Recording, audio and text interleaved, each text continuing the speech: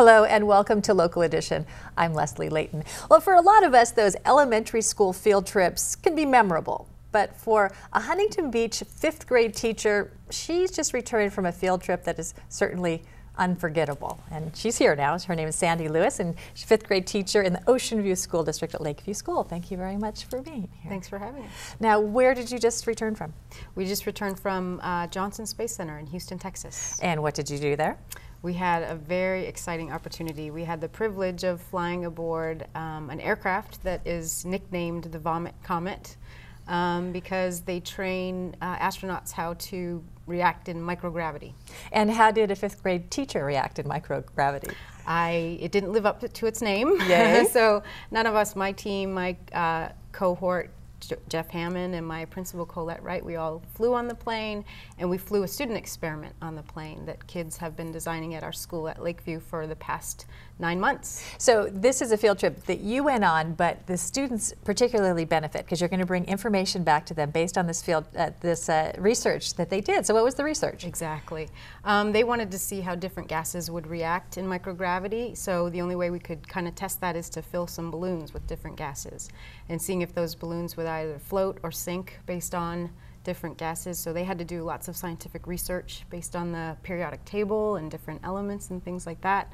And they behaved quite differently in microgravity than they did in gravity here on Earth. What were the gases? The gases were argon and nitrogen, carbon dioxide, and helium. So this will be some of the coursework then for the kids coming up to try to understand why these differences occurred? Exactly, exactly. It's tied directly to our curriculum and to what we teach as far as the California standards, and it let them dive deeply into the physical science of those gases. So. Now tell us about the special association you have with NASA in your school. We're a NASA Explorer School, which is a unique opportunity. Only about 50 schools per year are selected across the United States to enter into a relationship with NASA, that they augment our curriculum with science, technology, engineering, mathematics, those kinds of things. So we have all kinds of exciting opportunities like robotics and rocketry. Our principal has been to a space shuttle launch. We've had astronauts visit our school, so great things. How do the kids get to be part of this program? Just by coming to our school. They come to school. Is there an eligibility thing, or do you work the NASA program into all of the kids' classes? We weave it into all parts of the curriculum, all the way from kindergarten up through grade 5 that we cover. So you just have to live in the Lakeview area in Ocean View School District, and you're part of this special opportunity. Now, how did your school get to be so lucky to be part of this? We had to apply. It's kind of an extensive application process we did back in 2004. But they selected us based on our application, so we did something right. What do the kids seem to get out of it? Oh, they love it. Every year they look forward to the robotics competitions. We go up to JPL, NASA facility up in Pasadena, where they compete. It's really stressful and exciting, and each year they've come home with medals. So, and we have rocket night every year. They bring their families and they get to launch rockets off and things like that. You know, it seems that for the participation in school that it's gone a little bit from the rockets to robotics these days. What are the kids learning about that?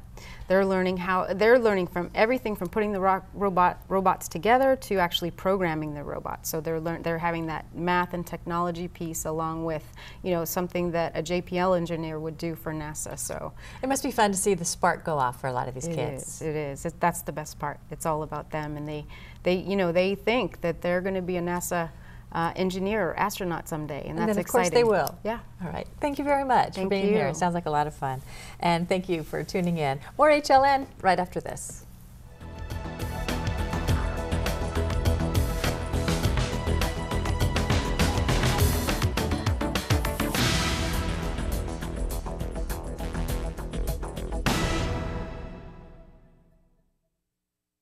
What's that? Did she just say there's an accident on the 605? Oh, it's Beat the Traffic. I turn it on every morning. Take control of your commute with Beat the Traffic exclusively on Time Warner Cable, Channel 101. Get up-to-the-minute traffic information with real-time 3D maps, live updates. Traffic is looking clear on the southbound side. Nothing new on the 91 either east. Trip times and alternate routes. On TV, on the web, on the go, and only on Time Warner Cable.